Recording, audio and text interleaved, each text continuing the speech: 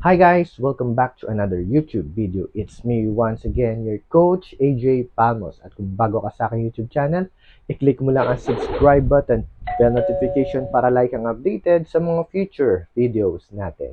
For today's video, pag-usapan natin, bakit ba maraming bata ngayon ang may cancer?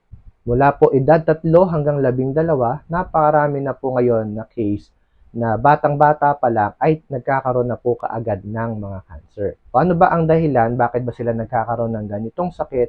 At ano ba yung solusyon natin para maiwasan ito sa inyong mga anak? Kung ready ka na, simulan na natin. Tara!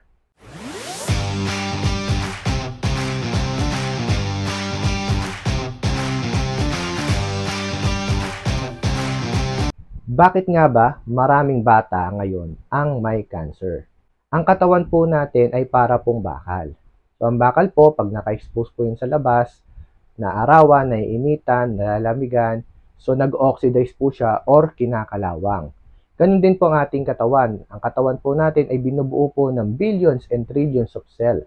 So, itong mga cells na to, nadadamage din po yan, meron po mga namamatay at nasisirang cells. So, ang kailangan po ng katawan natin para po hindi tayo tamaan ng sakit at hindi po tayo tumanda kaagad, kailangan po natin ng mga sustansya. Ang mga sustansyang ito ay nakukuha mula sa mga pagkain, mula sa mga inumin, mga nutrients, nanggaling sa mga supplements, mga enzymes, pati po yung ating mga habits at tulog. Marami pa pong mga factors sa ating na kinakailangan natin para maging malusog. At ilan lang po ito sa mga yon. Pero ang tanong, bakit nga ba maraming bata ang nagkakaroon ng cancer? Ang maiksing sagot, dahil po sa maling pagkain, inumin at maling habits ng mga bata. Sino ang may kasalanan? Primarily, wala naman pong may kasalanan. Pero ang pwede nating sisihin sa ngayon ay yung mga magulang. Dahil yung mga magulang natin, sila po ang nagbibigay sa atin ng pagkain, inumin at ng mga bagay na nakakaapekto sa ating kalusugan. Ano bang dapat nating gawin sa mga magulang? Number one, i-educate po natin ang ating mga magulang. Maganda po, mapanood po nila itong video na to. Makatulong po ito sa kanila, lalo na po dun sa mga kapos po ang budget dahil pagka uneducated po tayo, mas nadadala po natin sa kapahamakan ang mga bata or mga anak natin. Ang education po, yung kaalaman na natututunan natin, malaking bagay po yan para tayo po mismo makaiwas sa mga ganitong klase ng sakit. Pangalawa po, palitan po natin yung mga bad habits. Anong klaseng habits yung sinasabi kong bad habits? Example na lang po natin dito, yung nanay po na gusto niya pong maging behave yung anak niya, instead na makipaglaro siya sa bata, ay bibigyan niya na lang to ng cellphone, o kaya para hindi maglikod, bibigyan niya na lang ng ice cream, ng candy, chichirya. So, itong mga bad habits na ginagawa natin or binibigay natin sa mga anak natin, ito yung mga nag-accumulate para magkaroon po ng sakit ang mga bata. Tandaan nyo po ang mga bata, ma-delay po yan mag-absorb ng kung ano-anong mga kinakain o ginagawa natin. Yung kanilang mumunting katawan, mabilis po silang nadadamage. Be careful po sa mga bagay na ganyan. Pangatlo po, kailangan po nagtitake din po tayo ng supplements. Kahit anong edad, dapat na pong mag-take ng supplements dahil wala na po tayo halos nakukuhang kumpletong sustansya mula dun sa mga pagkain. At yan po ay kukunin natin sa mga supplements na available sa atin ngayon. At ang isang example po na supplements na maganda sa ngayon ay ang barley ng Sante International.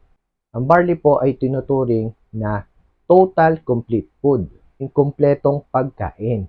Halos lahat na po ng sustansya na kinakailangan natin para tayo ay mabuhay ay available na po kay barley. Nagkakaiba-iba lang po ang pagbibigay natin ng barley, depende po sa edad, depende sa kailangan ng katawan, kung may sakit or wala. Kaya po kinakailangan na meron pong prescription or meron pong nag-guide sa pag-inom po ng barley. Hindi lamang po susundin ang nakasulat sa etiketa ng packaging. Meron nga tayong kasabihan na prevention is always better than cure. Totoo ang kasabihang ito dahil hindi mo alagaan ang katawan mo ngayon, darating ang time na sisingilin ka nito. Ngayon, ang tanong, gusto mo bang hintayin na singilin ka ng katawan mo o ngayon pa lang mag-invest ka na sa magandang kalusugan mo. Anong gagawin natin? Meron ng cancer. Kailangan po natin humingi ng tulong at humingi ng advice sa nakakaalam. Kung kayo po ay pupunta sa doktor, make sure na susundin niyo po ang kanilang mga advice. Dahil ang advice po nila is based sa kanilang pinag-aralan. Ngayon, kung kayo naman po ay nag-iisip na paggamitin po ng barley ang inyong mga anak, make sure din po na ang inyong pupuntahan o ang inyong pagbibilhan ng produkto ay ang taong makakapag-assist, makakapag-guide at makakapag-coach po sa inyo nang sa ganon makikita po natin yung magiging magandang resulta para sa inyong mga anak. Wala po kasi sa produkto ang kagalingan ng barley. Ito po ay nasa kaalaman. Kaya po, lagi ko po itong sinasabi sa lahat ng nanonood sa akin or nakakausap ko na ang barley po, available po yan kahit saan.